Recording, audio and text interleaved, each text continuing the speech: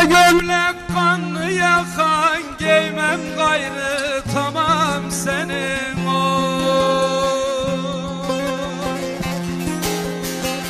Ala gömlek kanlı yakan, giymem gayrı tamam senin Kefene bulaşır leken, tabutuma koymam senin Kefene bulaşır leken, tabutuma koymam senin Gel danışalım obaya, evlat duyar mı babaya Şikayet ettim Mevla'ya, karakola demem seni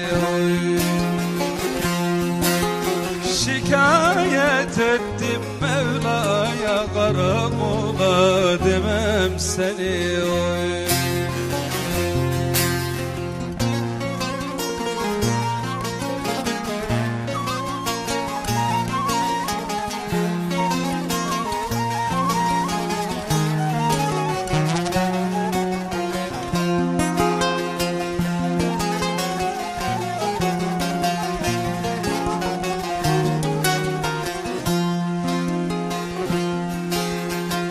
Bu da yazılmış alnıma, bugünüme yarınıma oy.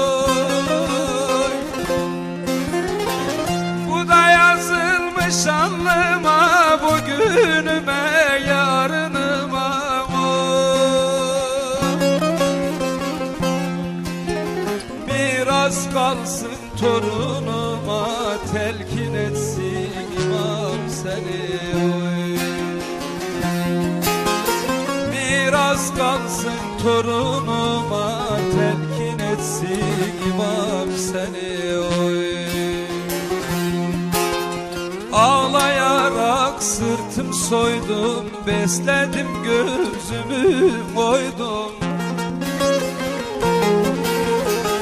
Davayı mahşere koydum, mahkemeye demem seni oy. Davayı mahşere koydum, mahkemeye demem seni oy.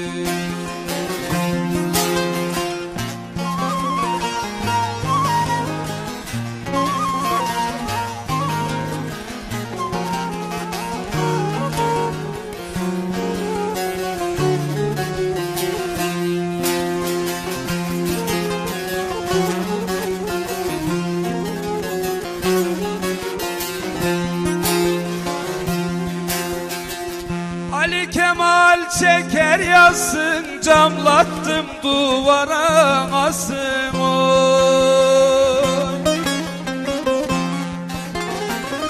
Ali Kemal çeker yazsın, camlattım duvara asım oy.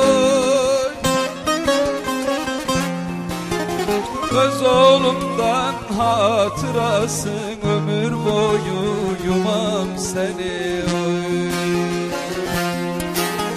Öz oğlumdan hatırasın, ömür boyu yumam seni oy. Gel danışalım obaya, evlat duyar mı babaya Şikayet ettim Mevla'ya, karakola demem seni oy. Şikayet ettim Mevla'ya, karakola demem seni oy. Oy anam oy.